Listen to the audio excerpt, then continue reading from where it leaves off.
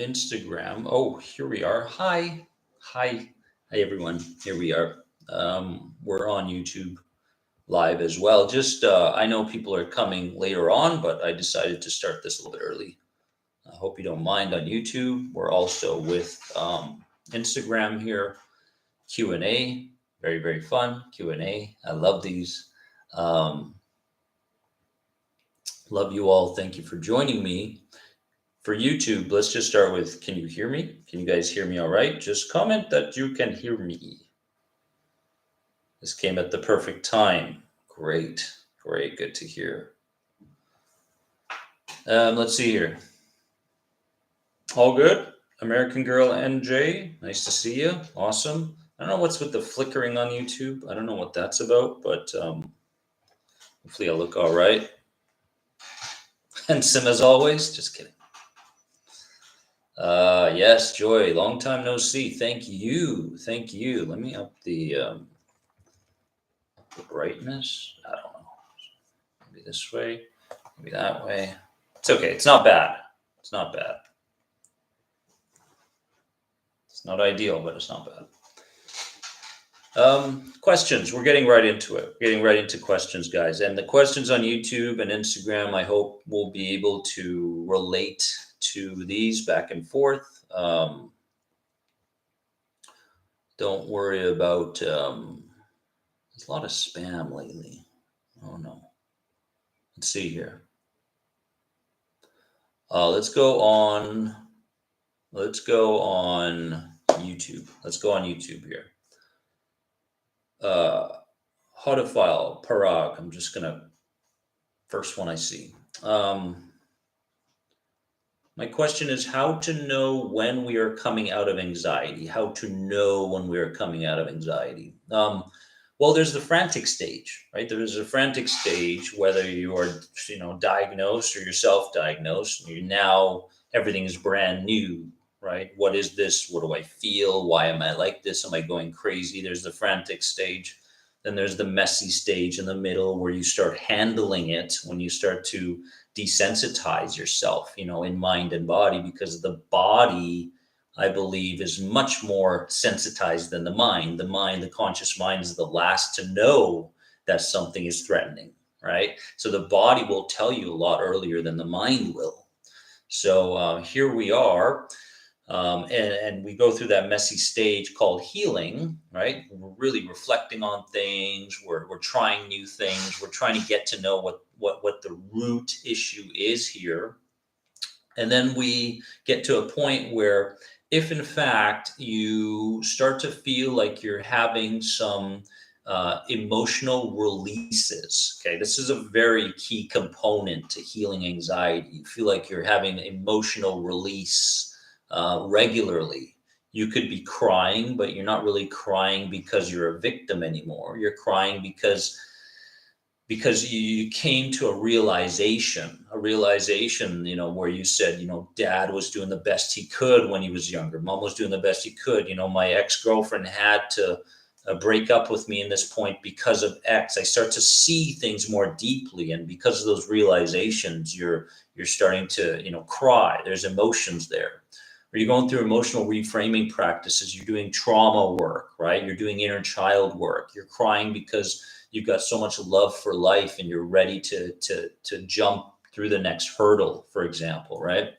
So there's emotional release that comes with healing, right? There's emotional release that comes with healing. And the other thing that's interesting is you really start to feel like you're no longer the same person you were before. For example, when someone talks to you, Ashley, how are you? Jody, how are you? Good to see you guys. When someone talks to you, the way you respond is a lot different than how you used to respond. When you wake up in the morning, instead of being pessimistic and catastrophic, you're waking up being optimistic, right? And seeing everything, seeing your senses are picking things up from another perspective. So to give you an idea of what healing anxiety is really like, it's this no longer being sensitized unconsciously or consciously to past, present, or future environments or situations. And the other thing, what's interesting with anxiety healing, is that when an uncertain event pops its head up in your life, you're no longer freaking out, right? You're no longer like, oh my God, I hope that doesn't happen. I hope that doesn't happen. Like, you're no longer like that, right? You're at the point where you're going, even if something uncertain were to show up in my life, that's life. This is what needs to be embraced. We need to embrace the darkness, and we also need to embrace the light, right? So we embrace the darkness and we embrace the light. So you're no longer feeling like you're holding on so tightly to life and everything that happens in it for you, right? So these are some of the things that happen with healing anxiety, right? Let's see here. You can go to YouTube. Sure. You're very welcome. And Parag, are you on your path? Do you see some of these things going on in your life? Share them if you may. Let's see here. Haberti, do you get muscle spasm from your anxiety, and were you very emotional? Yes, I was very emotional. I was, and muscle spasms. I did used to have a lot of muscle spasms, mainly in my triceps area and in my forearms, in regards to my anxiousness and my anxiety. Okay. And what was interesting with that was that the realization of those muscle twitches, when I got to a point where I finally said, okay, stop catastrophizing. It's not ALS, it's not MS. You've gotten those things checked, right? Stop going down that route. Let's really figure this out at a heart level, not just at a head level. Because if I try to figure my symptoms out at a head level, I'll believe everything that Google tells me, right? That's the problem, is if you're allowing yourself to go through your healing journey based on what Google tells you, you're obviously spending way too much time mentally trying to figure this journey out. If you're mentally trying to figure this out, you've got no hope, right? Honestly. So we do things on the healing journey to strengthen the intuition, to make us realize that it's not as bad as our mind is making it out to be. Okay. But the answer to your question, muscle spasms, when I started to meditate a bit more, when I started to balance out my parasympathetic system with this highly activated fight or flight system, I realized that a lot of my muscle spasms, if not 100% of it, was based on tension that I wasn't aware of. Comment below if this sounds like you. You're going through your days, you're tensing so much, right? You're in a conversation with someone and your shoulders are up, right? You're basically doing work on your computer and you're flexing your triceps, right? All of this, Alan Watts talks about it all the time, the tension aspect of the ego. So the ego or inner child says, okay, the more tension we have in the body, the more prepared we're going to be to fight off a potential threat, right? So this inner child wants to keep us in a tense and rigid state all the time. Okay, so comment below if you feel like intuitively you sense that you tense your body a lot. Okay, if you feel like you're tensing your body all the time, then don't get too discouraged about it and don't beat yourself up over it. Okay, just come at it from a reflective place, right? Come at it from a reflective place if you can. This is a reflection, okay? Like when you meet with a realization around your anxiety, it's not, oh, poor me, or this is never going to end. You're reflecting on it. This is a good thing, right? I mean, anxiety sufferers are super kind and gentle to everybody but themselves. That's the truth, right? More glutes. Slicks is talking about her glutes always being tensed up. Ben Reese is talking about my body is tensed. I know it's anxiety.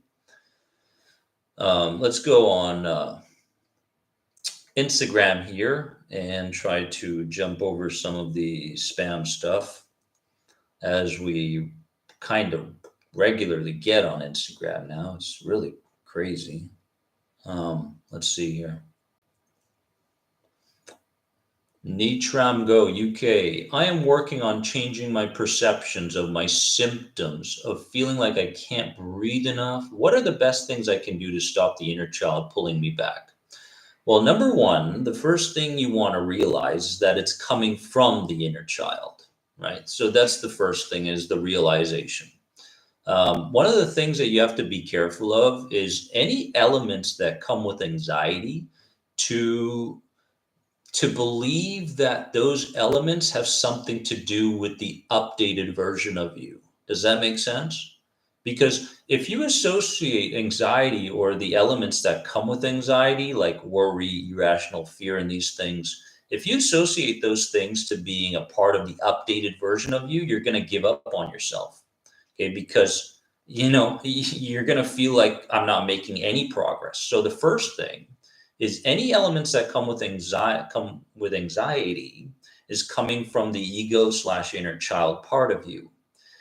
When we talk about the inner child or the ego, we're talking a lot about the subconscious mind. We're talking about parts of you that has picked up information based on experiences that you had when you were younger, and now relaying that information very severely through your mind and body now, right? So that's the first thing. Anything related to anxiety is not the updated version of you. By realizing that you have anxiety and these elements now, and realizing that it is the inner child, that's a massive step forward to the creative you that you're, on the path towards. Does that make sense? Okay. I want to make sure you guys are with me here. Okay. That's the first thing. I mean, it's a fully loaded question, but one of the things that we have to do in changing the perceptions in terms of the symptoms, okay, is to learn how to focus again. Okay, Nitramgo/UK. What's interesting is that when we learn how to focus better, a lot of our anxiety goes away, right? Because we've lost focus along the way. And this inner child has taken over our focus. We're focusing on everything related to the symptom. We're focusing on everything related to the anxiety disorder, right? So we have to understand that when we meditate, for example, right, and meditation is a good tool to use for healing this anxiety and building back focus. You want to do meditations, right, by counting your in and out breath and see if you can get to 50. Okay, this is an example of getting your focus back. If you get your focus back, you'll get your trust back, and you'll begin trusting in your body, and you'll begin trusting in your ability to leave things alone. Anxiety sufferers have a very difficult time leaving things alone, right? They feel like they have to micromanage every little thing, even every conversation. Conversation's done, they go home and they say, why didn't I say that? Why did I say that? Did they think this about me? Did they think that about me? Did I dress funny? That's anxiety, right? So we want to get our focus back, and we want to get our trust back. And one of the ways to do that is to meditate, try to get to 50.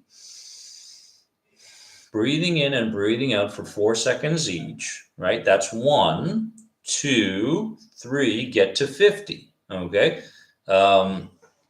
That and any other kind of focus related exercises will help tremendously. Okay.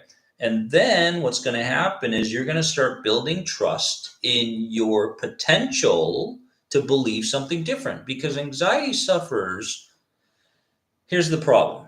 Anxiety sufferers feel like if they don't continue to believe in the thoughts that come with anxiety, that something's going to go wrong. Right? Does that sound like you? Right? Comment below. If I let go of an element connected to my anxiety, right? Like if I stop worrying, then I won't be able to figure things out.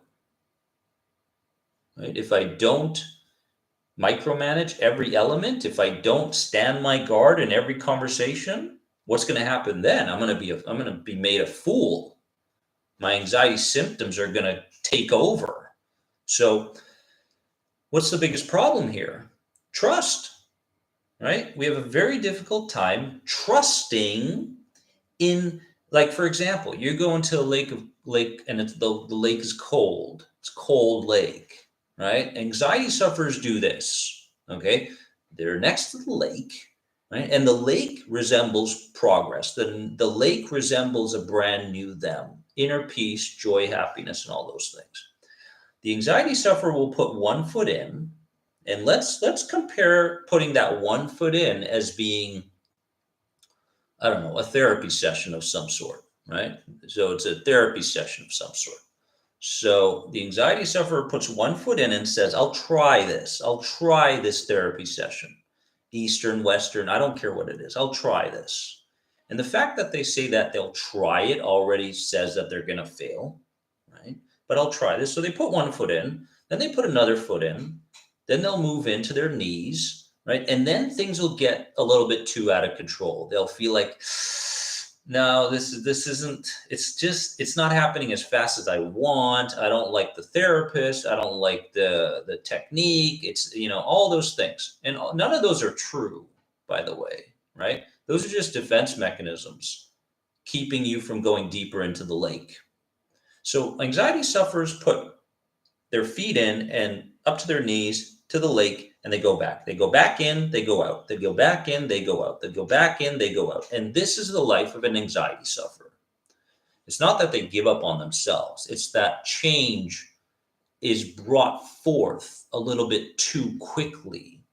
Okay, and when change is brought forth a little bit too quickly, it's overwhelming, right? The light at the end of the tunnel is too bright for the inner child, right? And so what does that mean? That means that you should focus back on baby steps. Really tiny, tiny, tiny, tiny baby steps if this sounds like you. Okay. Let's see here. YouTube. Kathy. Yes, Kathy. Dennis, do you get anxiety now, or you have just learned to look at it differently? I know what anxiety is like, and I don't get anxiety now. I get flustered from time to time, right? I get confused. But the interesting thing with someone who's healed anxiety, is that they know exactly what brings them back into an anxiety disorder, right? And they know that they'll never take those same interpretations again. They'll never act the same way again. And therefore, there's no more anxiety, right? I mean, in the simplest form, anxiety really is just a bundle of unconscious habits, right? I mean, it's very simplified, it's super simplified. But when you start seeing it like that, it's I don't want to say manageable, it's healable, right? Kimberly, how are you? Good to see you on Instagram. Thank you, my dear. A love to you and your family as well. Thank you. Thank you for shining your light on all of us today and everybody here. Joseph, what's going on, my friends? These are a lot of the original. I mean, the original was a long time ago, right? But these are a lot of the people that have been around the block with me a number of times. So no more anxiety. And a lot of people have a difficult time believing that anxiety can be healed completely. But I'm living proof, and there's people I work with, thousands of people who are also living proof that can tell you the same thing, right? It's possible. And you really need to understand that it is possible. As long as you understand that it is possible, that's going to go a long way, and you hold on to that forever, right? Does anxiety cause weight gain? I believe it can. It can also cause weight loss. Joseph, yes, patience is so key. Trust that you will make it to where you want to go. Yes, that trust is absolutely key. Sonia, 883 on Instagram. How do you stop overthinking everything so much? Again, a fully loaded question, but hands up if there's a lot of overthinkers out there. I mean, you can't have anxiety without being an overthinker in my world, right? So a lot of people will be able to relate, but you start the process of stopping overthinking by mindset, because I believe in mindset first, and here it is. Okay. The mindset is you begin devaluing worry, because overthinking and worry is like the brother and the sister. Okay. So when you start devaluing worry, you will recognize that you no longer default to overthinking. Right now, what's happening in a lot of people's lives going through anxiety is they have placed a tremendous amount of value on worry. Does that sound like you?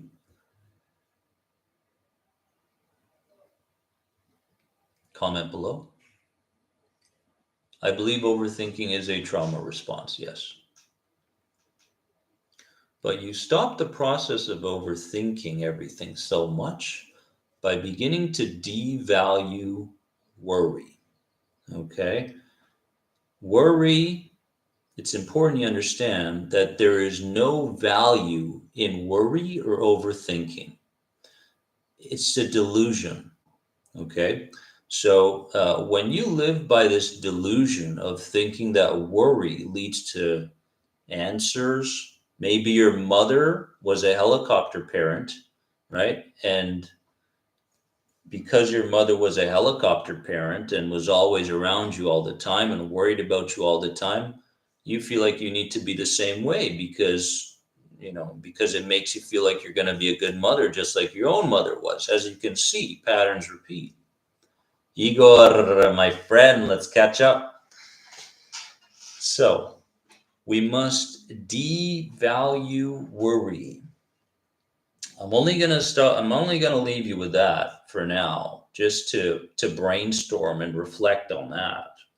Then you get to a place when you devalue worry, every single time you want to worry, right? You're now going, well, as much as that used to be a habit of mine, it no longer is, because there's no value in doing this anymore, right? You hold on to anxiety because of the value you've placed on anxiety and the elements that come with it, right? So this is important. You've placed such a high value on being anxious that it's getting worse and worse and worse. And you're getting to a point where you're in a power struggle. That's what anxiety is. You're in a power struggle. The conscious you, which is 5 to 10%, is up against this 90% of you who has built up all these habits over the years, and you think you're going to win, right? That's why it's so important to learn how to communicate with the inner child, subconscious mind. You're not going to do this through logic. Right? You're not going to do it through positive thinking. Yeah, there's like 101 techniques out there that will lessen your symptoms, if that, but it won't get to the root cause, right? Let's see here. Mila, thank you so much for those kind words. Wonderful. Let's see what's going on YouTube. YouTubers, warriors. Let's see here. Michelle, I used to go to the ER weekly thinking I was having a heart attack. Scary feeling. I understand. Let's see. Shay Hadar 22. I think there's a question here, and then we'll get to this one. Hey, on the program now, week 3. Which program? Managed to really pinpoint the pattern of when the physical pain is there, for example, chest, he says. So, can I be sure that it is anxiety related, or are the patterns causing? I think I know what you're talking about, and you want to have certainty that the chest ache or pain is related to anxiety and not something serious. I'm not going to give you that certainty. As you go through the program, you will understand how much of the unconscious you creates the pains, the aches, and this and that. Let me give you an example. There was years in my life where I couldn't play tennis because of an elbow problem, right? You know what elbow is? Elbow is related to the fear of the future. So every single time I played tennis, guess what? During those times, I was afraid of the future result based on the tennis match. So my body kept bringing up this elbow problem saying, don't play, right? Because something may go wrong. You may lose, right? Every time, tennis match, elbow problem, tennis match, elbow. I was going, why do I have this elbow problem all the time, right? Until I got to a point where I started to connect the dots, right? Like, okay, there's an obvious reason for this elbow problem. There's an obvious reason for the chest thing, the this, the that, the muscle spasms, right? There are reasons here. So once I got to a place where I no longer worried about the result, the elbow problem started to go away. And I approached tennis in a more flexible manner, more relaxed manner, right? So your body will tell you, your body will do everything in its power to get your attention. That's what anxiety symptoms are, right? The symptoms are trying to get your attention. There's a message that comes along with the symptom, okay?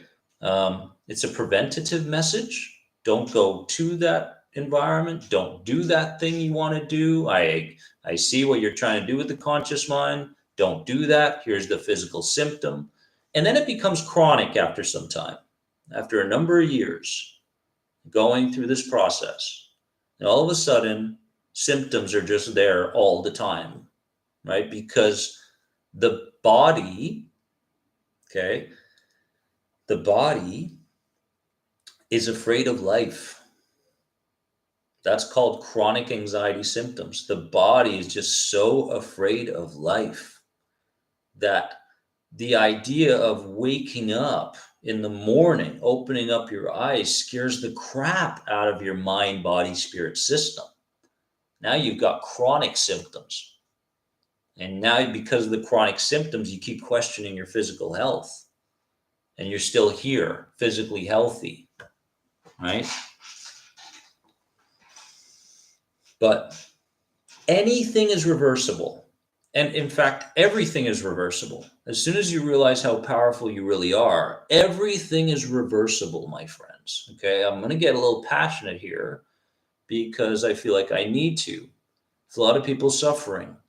A lot of the questions are really kind of connected to one another. But don't worry. Okay, I'm talking to your conscious mind. Of course, your inner child's going to worry.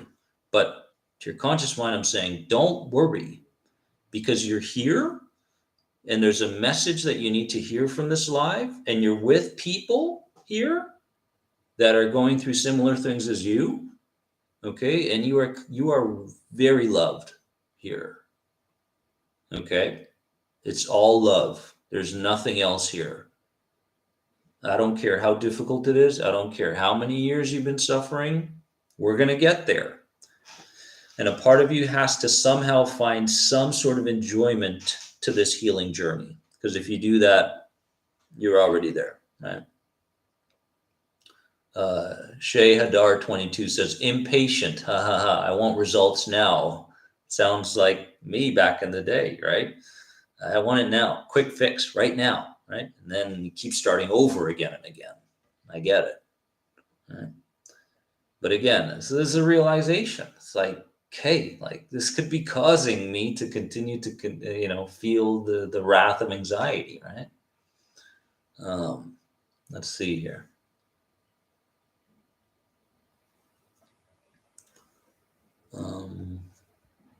Yes, running with scissors, vagus nerve stimulation helps me greatly. Absolutely.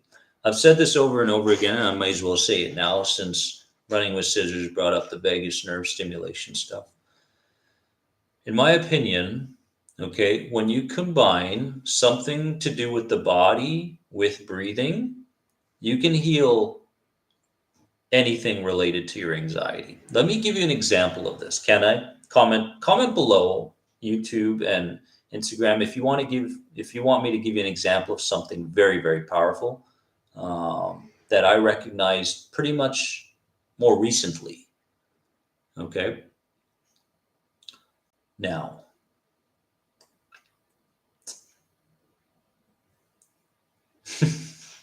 there's always going to be trolls, Michael. Don't worry. I know you're my bodyguard. Yeah, you're my online bodyguard. I know you are. Thank you, sir. I ran into this more recently. I mean, I've been doing trauma work with people for a very long time, doing reframing processes and such, right? But this is a little bit different. There was someone who came to me, right? And I could tell they've been through a lot. Childhood, a lot of terrorizing experiences, okay, and a lot of overwhelm in their life. And now they're at the point of anxiety. And we did something that was more so experimental for me. I asked them to do this. I said this, and you can start doing this in your own life. And I promise you, if you give it enough time and patience and love, this will make a massive difference in your life. I asked them to create the picture, not relive the whole experience, but come up with the picture from a particular past experience, whether that be childhood or adult, doesn't matter. Come up with the picture of that difficult experience. Close their eyes. Picture came up. And when you saw the picture, you could see the eyes were like squeezing, tension was there. Okay, this person just wanted to be out of that. They don't want to experience that picture, right? Of the person they were with at the time that created the fight or flight, anxiety, the panic, that sort of thing. So here's the person with the picture, eyes closed, they got the picture. And then what I asked them to do was simply this: begin breathing as if you're in the most relaxed environment you've ever been in your whole life. I asked them that question to do that while they're holding on to the picture. I said, don't get rid of the picture. Okay. The person's got the picture in their heads, and at the same time, they start breathing. And you can see the breathing slowed. You can see the tension in their eyes started to lessen, but they're still holding on to the picture. Are you with me so far? Comment below if you're with me so far. Okay. So now the person's got the picture, and they're going into a breathing pattern that emphasizes the parasympathetic system, that calms the system down. Now, what do you think's happening right now? What do you think's happening? They got the picture and they started slowing the breathing down, because when I told them to bring up the picture, how do you think they were breathing right in that very moment? Right? There was no breathing. Okay? It was so shallow, right, that they weren't even breathing. Exactly. Kathy's got it. Now they're associating emotional neutrality and even positivity to the picture that they're holding in their heads. This is life altering. And so I wanted to test this. I said, go into the same environment that used to cause you panic that was connected to the picture. Now they go in that same environment, right? And now they're able to go through the experience as if nothing happened, which tells us something, right? If so much of anxiety is connected to PTSD, right? And you're basically reliving a past experience in a different way in the present moment, right? Then if I can create safety around the person from my past or situation that caused me anxiety today, then how am I going to feel in the present moment if I'm connected to anything that reminds me of that past again? It's going to be safe. What are we trying to do here, guys? What are we trying to do? Write this down. This is your goal. This is it. This is it right here. We're trying, not trying, we're committed to proving safety to the body in all situations. That's it. That's what we're doing here. We're proving safety to the physical body in all situations. Right? Okay, so the next time you get a symptom, right? What do you ask yourself? You ask yourself a very important question. What do I need to do right now to prove safety to my body? Right? Giannis, happy New Year to you, my friend. What do I need to do right now to prove safety to my body? Guys, I don't think you realize how key this is. Like, if you stick to these teachings for the next month and a half, even just that, your life is going to change. And all you have to pay attention to is whether you want to go backwards or forwards. Right? If you want to go forwards, you keep embracing the change. But if you want to go back to a familiar place, that's called anxiety. So, if there's a person from your past that is still, and you intuitively feel this, if you still feel like they are haunting you and providing you anxiety, right? You close your eyes, you picture that person, and you begin breathing in a 4-second inhale, 4-second exhale rhythm through your nose, but you hold on to the picture. Right? If there's a situation you were bullied or this or that or terrorized or neglected or whatever it was, okay, or any kind of situation, bring up the picture, slow down your breathing. And don't stop doing this until you feel like you've made peace with what's in that picture. Right? Sorry, I went off a handle here, but only because this is really important. Right? Only because this is really important stuff. Did this help? Did what we've been talking about in the last 7 to 10 minutes, does that ring a bell? Because I don't want to move forward until you guys got this part of it. Kathy is right on board. I know she's right there. Great. Does this speak to you? Are you writing this down? Or are you just thinking that mentally you're going to remember it at some period in the future, like I used to? Right? Does this help? Are you writing this down? Okay. So I gave you a technique there that's life altering. Okay, cool. Cool. Awesome. A lot of people step by step. All right, cool. Let's go to Instagram here. When physical anxiety symptoms show up and they're supposed to tell you something, how do you figure out what they're trying to tell you? You don't. That's the thing, you don't. You don't try to figure it out. Okay, because if you try to figure it out, then you're back into using your mental faculty.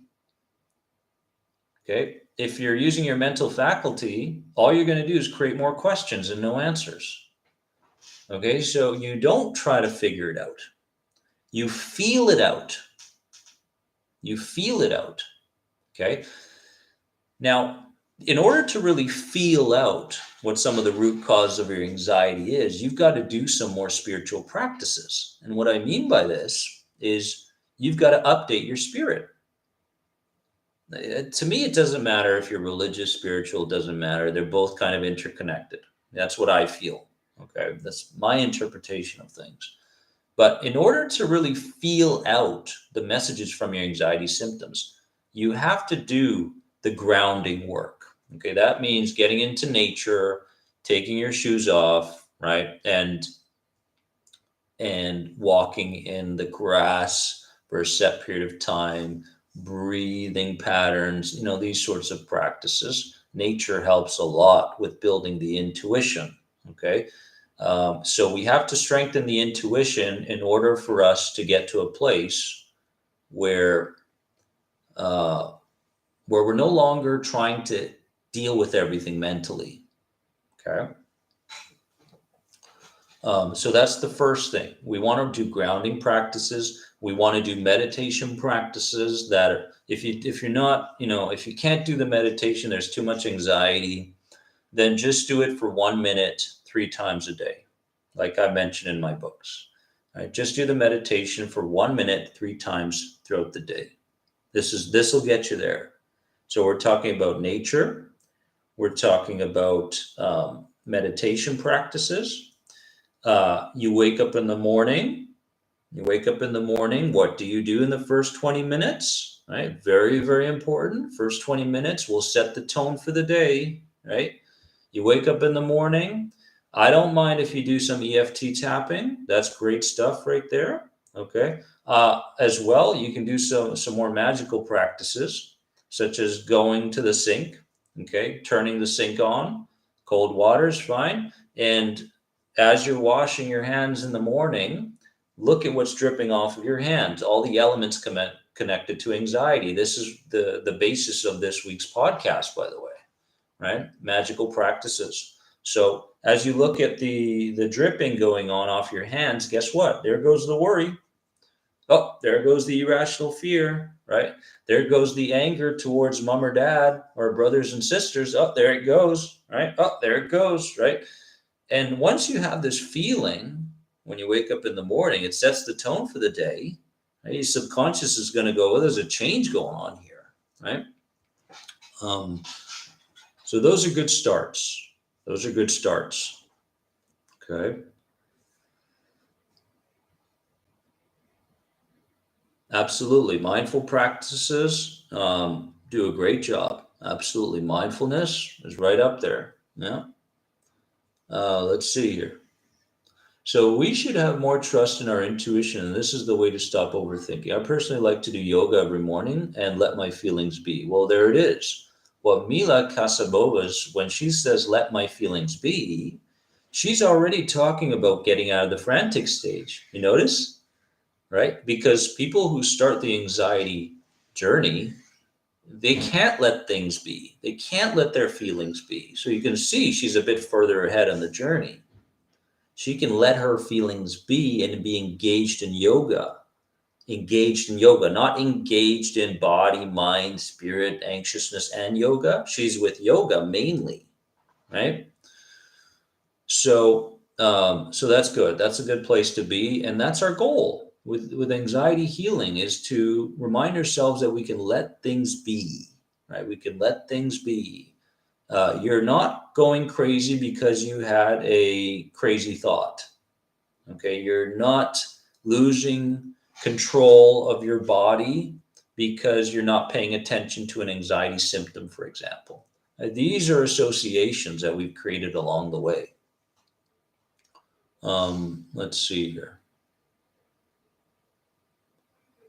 Um,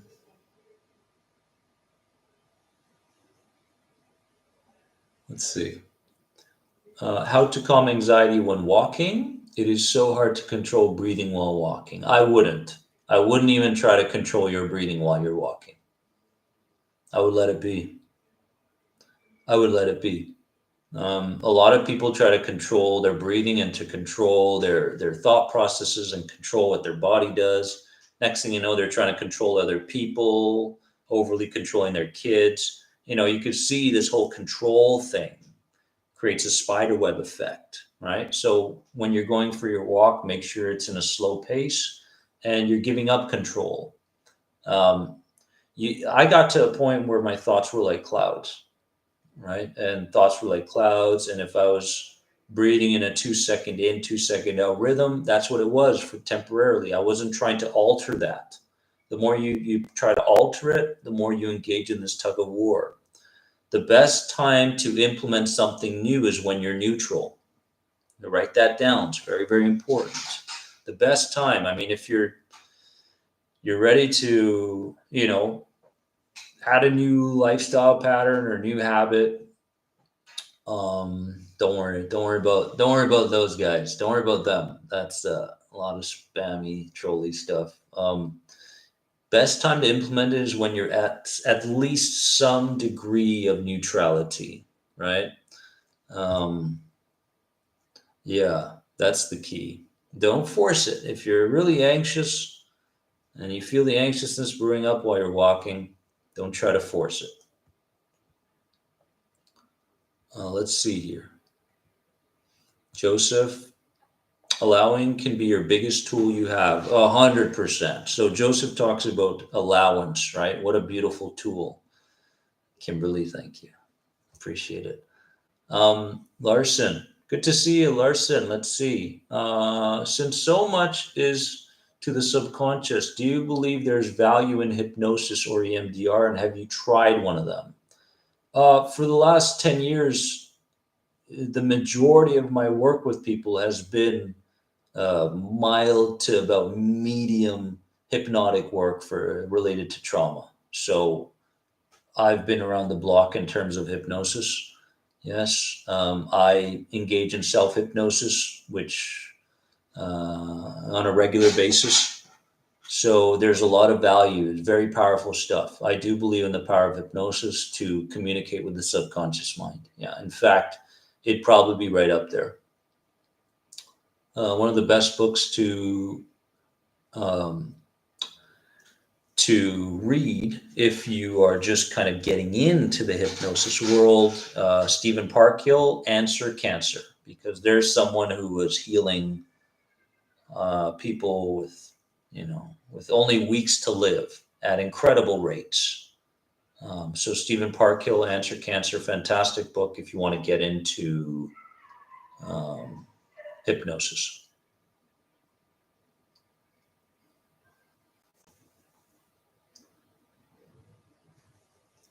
Let's see here.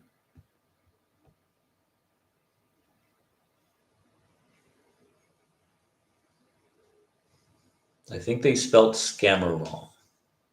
Scammer. It's one word.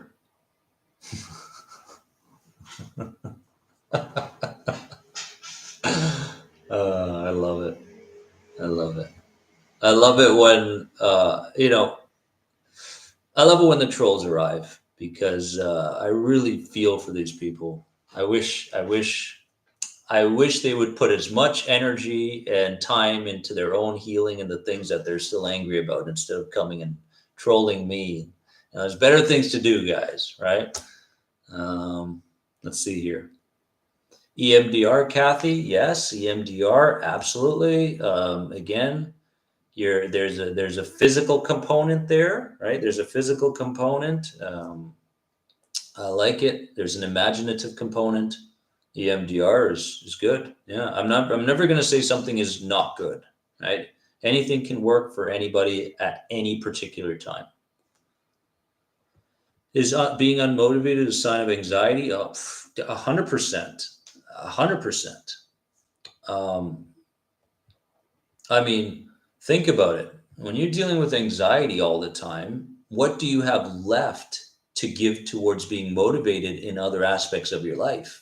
You don't have much left in the tank, right? You're fighting an invisible, demon at every moment of your day. And then you realize why you're unmotivated. Well, there's nothing left in the tank. And most of these people that are unmotivated because of anxiety revert very often to alcohol, junk food, all sorts of other things because they just want some kind of good feeling again because it's been so difficult for so long. How can you blame them? The unmotivation comes down to the amount of energy we give to try to cope with anxiety. That's what it is, right? That's why I don't like using that word cope or manage because all you're doing is continually draining yourself. There's a difference between coping with anxiety and healing anxiety. Either way, you're going to suffer. That's the thing you have to understand. Both ways are suffering. How do you keep on track apart from waiting it out until we feel motivated?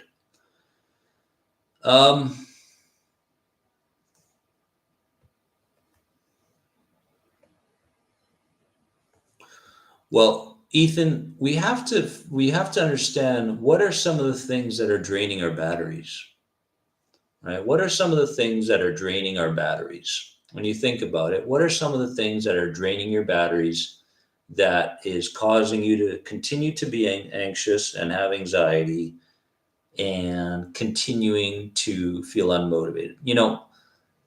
I believe a lot of unmotivation also has to do with a lot of fear, because the unmotivation, right, has something to do uh, with the idea that if we do something that's outside of our comfort zones, that we may fail the same way we failed before. At least other people made us feel like we failed. So we have to be very, very real with ourselves and wonder, reflect is a better word. Reflect. Where's this unmotivation coming from? Where is a lot of my energy going? Okay. Um, and what you can do is this. As you go through the day, grab your phone and set a couple of reminders. I call them mini vacations, right? So at 10 a.m., 2 p.m., 4 p.m., 8 p.m., your phones are going off. And these are mini vacations where no matter what you're doing, you're going to take 2 minutes to refresh your batteries. Okay. And that could mean a walk outside. That could mean just a self hug, which is very, very powerful. Just so you know, self hugs are amazing. Um, Breathing in nature, slowing down your breathing, slowing down your speed. So if you feel unmotivated, this is one of the things that you can start doing right now, right? Set those alarms on your phone, 3 or 4 of them throughout the day. Call them mini vacations, okay? And follow through with something that gives back to you. Recharge for 2 minutes. If you want to go for, say, 15 minutes and take a nap, that's fine as well. But whatever recharges your batteries and gets you mindful again. Okay. I hope that helps. Let's see here.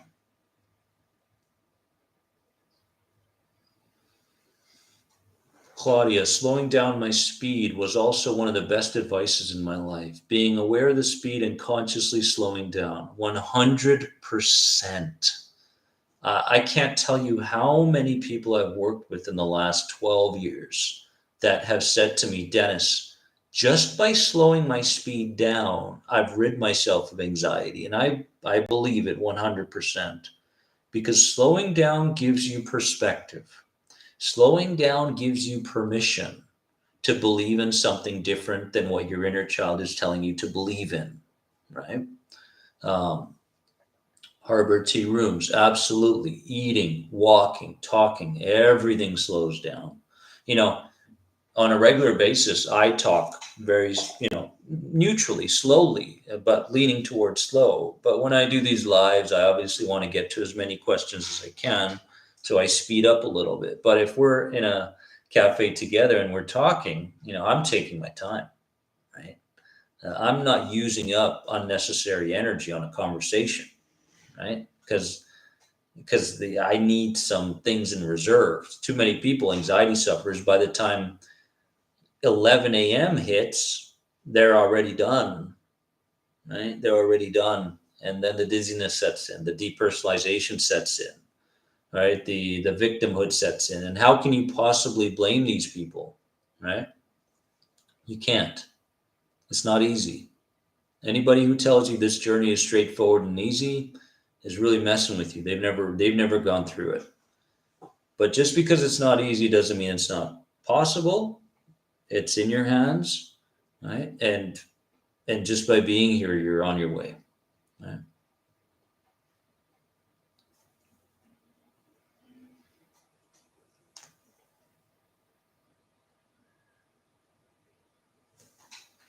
Let's see here. Smart money. Slowing down can give your mind some rest and energy in the tanks so we can get motivated. Slow is fast. Yes. Let's see. Dennis, can you elaborate a little about heart-related anxiety, please? Heart-related anxiety.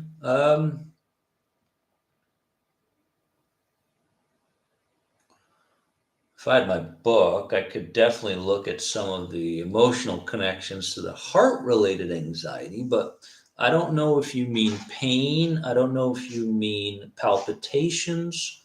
a little bit more specific in terms of what's going on with the heart would help me, because it's all different. Patty, good to see you here. I've found that accepting the symptoms and not fighting them helps reduce them. There you go. So many people on the right track saying the right things, experiencing this disconnection from before. How do I quit coffee? Replace it. I recommend matcha. Yeah. I know a lot of people tell me they have a lot of anxiety and then they'll drink a lot of coffee, and I'm going, it's like when they drink the coffee, they feel the same anxious feelings, but they've associated to being productive, for example, right? But when they don't drink the coffee, it's anxiety, right? It's the same feelings. That's the crazy part. Okay, so what are we dealing with here, really? Elisa, thank you for changing my mornings and nights with 2 times daily affirmations. Good job. It's turning my mindset around. Fantastic. Let's see. Instagram. Are the trolls still here? Come on, trolls. I know you're there somewhere. I got food in my teeth. It's gone now.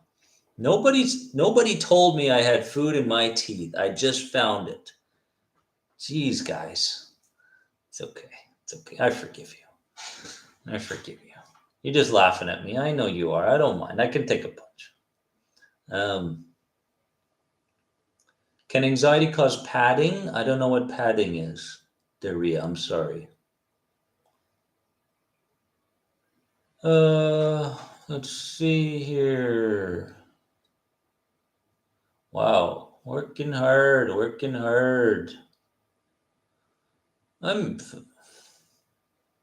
Let's see here. I don't think Robin's a call girl unless she hasn't filled me in. The comments are so funny. Why is anxiety more pronounced in the morning?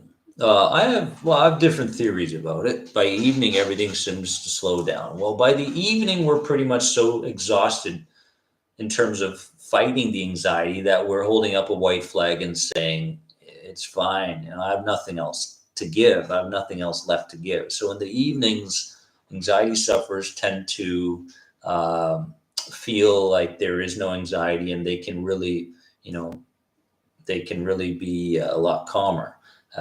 Joanne Can Cook says blood sugar. Absolutely.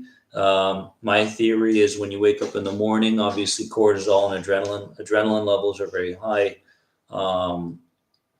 And the irrational fear that couples the eyes opening up and catastrophizing for the day has a lot to do with the buildup of anxiousness.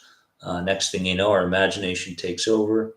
So there's a lot going on, right? It's not one thing when it comes to morning anxiety, but the question is within the first 20 minutes, what can I do that sends a clear message to my body that shows the body that the world is safe? Okay. This is key, right? In the first 20 minutes, what can I do, or repeated things? And I like to give a lot of skill sets, right? A lot of skill sets mentally, emotionally, energetically, to just grab 1 or 2 of those within the first 20 minutes and say, hey, body, this is safe. It's okay to keep our eyes open. It's okay to breathe this way. It's okay to meet with a stranger. So again, the question is, what do I need to do right now to show my body that I'm safe? That's an important question that you want to write down. Fear of the unknown, exactly, because every day comes with uncertainty, doesn't it? Right? You wake up in the morning, every day comes with uncertainty. And what do we want more than anything with anxiety is we want certainty. Right? We want to feel like we have a certain degree of certainty in all aspects of our lives, and we fight for it, and we over control things, and that brings up more and more anxiety. So again, the morning habit is key, and making peace with the uncertainty is obviously absolutely essential. Um, this Monday, tomorrow actually, I will be sharing a couple of magical practices related to anxiety healing that I hope that you can use in your morning. Not hope, but I want you to use them. Or I'll come over there, okay? Be like, what are you doing the first 20 minutes of the day? Okay. Don't make me come over there. Yeah, if you're going to be conscious, really conscious and mindful at any time of the day, it's the first 20 minutes. Let's see here. I think we will take a few more questions, my friends, before we wrap up. Has this been helpful? Comment below if this has been helpful in some way. And also comment in terms of how it's been helpful. I need to be loved. I need to feel your love. All the time, please. Love me. Love me. Michael.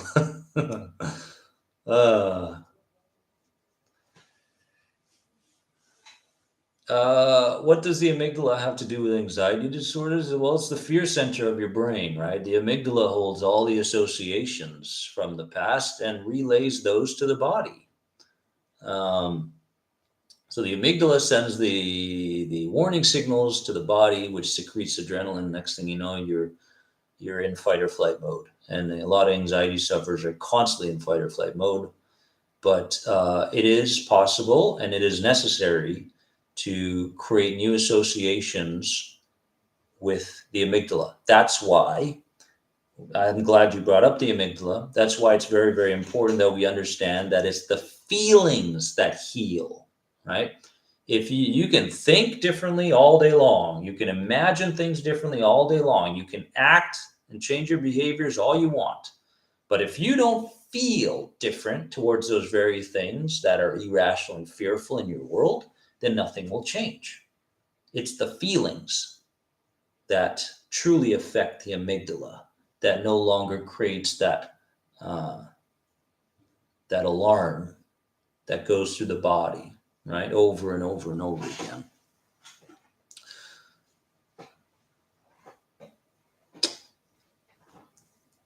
Good to see you. Your videos have helped me a lot, Dennis. Thank you, Ethan. And I feel like I've taken them for granted a little bit. So thank you. You're very welcome. You're very welcome. Larson, very well. I don't know if that's your name, but thank you too. Yeah. How to deal with anxiety relapses? Well, here's one of the things you have to pay attention to with relapse is trying to do too much too soon.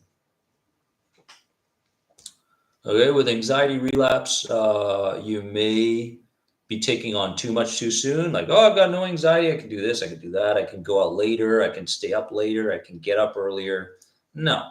With anxiety relapse, one of the things you have to really pay attention to is, have you looked at these changes as being just changes for anxiety, or are you looking at them from the perspective of these are complete lifestyle changes, right? Which one is it? Is it a lifestyle, or is it just something that you did for your anxiety?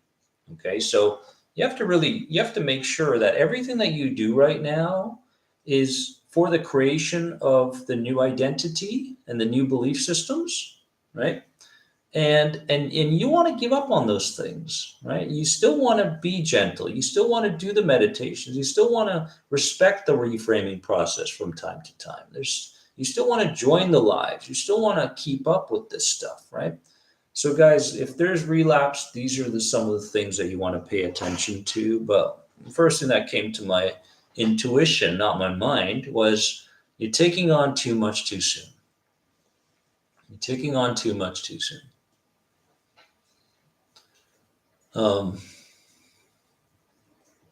That's, the other thing that's, I won't go there. That's fine.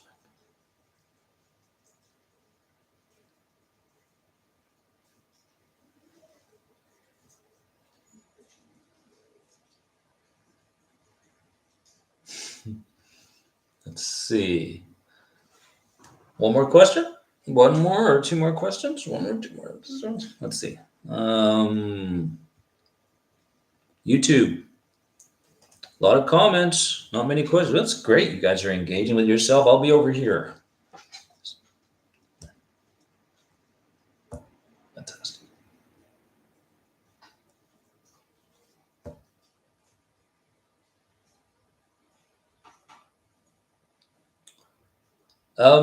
Well, Monkey Girl 66, fear of being alone. I think, well, so much of what we're talking about is related to trauma, I feel. And so if there's a fear of being alone, this brings me straight back to emotional reframing practices of experiences from your past, mainly childhood, those golden years between conception and around the age of 5, where things happen that created the fear of being alone. So you open up to this and you create an intention saying, I want to understand the roots of my fears of being alone. And then go on my YouTube channel, and there's a emotional reframing video there related to childhood. Okay, emotional reframing for childhood. That's the one you want to do for the fear of being alone. That's number one. Number two is I would create a systematic plan, okay, from step 1 all the way to step 20, where step 1 is just this progressively, systematically desensitizing yourself, right? Step 1 is, taking steps outside. And remember, when you, just to keep going, step 2 is walking around your block by yourself. Step 3 is, sitting on the toilet at home by yourself. Step 4 is, doing all these things alone, but in gradual kind of ways, right? So you want to do these things, but you want to also make sure you understand that with the fear of being alone, or any fear for that matter, you want to make sure that you focus on time. You need to be doing these things for a set amount of time so that your brain, body, spirit, subconscious gets the message. So if I'm going to set, step 1 to step 20, I'm going to sit on the toilet alone. I don't know. Because there's a fear there, right? You sit on the toilet alone for 10 minutes, not 1 minute, right? And you only get up, weird example, but you only get up when you feel like the fear has subsided. Don't leave a particular environment or an exposure experience that you have until you're at that place where you feel neutral emotionally. So I would do those things. I would reframe my traumas. And I would set a 1 to 20 list on the ladder, and slowly from beginning till the end. Step 20 is obviously the most overwhelming. Let's see here. Last question. We're doing it. Tell me how to cope with dizziness and anxiety. Dizziness for me is related to trauma and overwhelm. So I would slow down, stubborn girl. We talked about speed being a very important tool. Everything that you do, I would slow it right down. I would take on as little as possible, and I would not allow myself to be too mentally caught up in things. I wouldn't spend a lot of time on social media and the latest, gossip or drama that's going on in the world. I wouldn't allow myself to go there because that'll perpetuate the dizziness. So, hey, Claudia. Yeah, good to see you. I would do those things. But remember, guys, every symptom that you're dealing with, every sensation comes with a message. But the dizziness is one that's very, very common and very, very important to deal with. Dizziness is overwhelm. It's, the dizziness is there for a very particular reason. In my experience, it has been connected to um, uh, being chemically protected from more overwhelming experiences.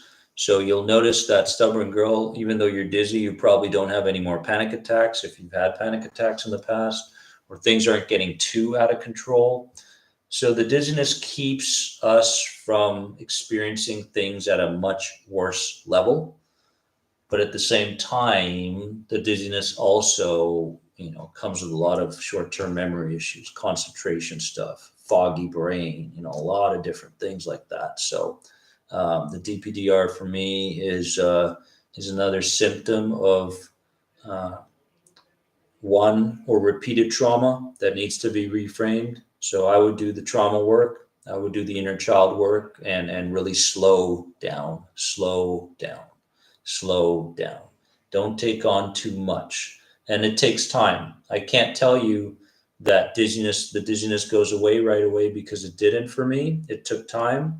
Along with a lot of people I work with, it takes time, and you really have to stick to these new values in regards to yourself, for sure. And I love you all. I love you all from the bottom of my heart. Thank you for joining me. Even you trolls, thank you for joining me. Right? I love you all. Have a wonderful, progress-filled morning, afternoon, or evening. Has this helped in some way? If it has, please give it a like. Right? We're doing that thing. And share it with someone that it may help as well. And I will be with you very, very soon again. Yes, smart money, one love. That's what it's all about. And let's keep in touch, my friends. Love you all from the bottom of my heart. Remember that you are more than anxiety. I think we are proving that on a daily basis and starting to detach a little bit from that old identity, aren't we? And we're all headed in the right direction. Love you all. Have a blessed day, because you deserve it. Bye, guys.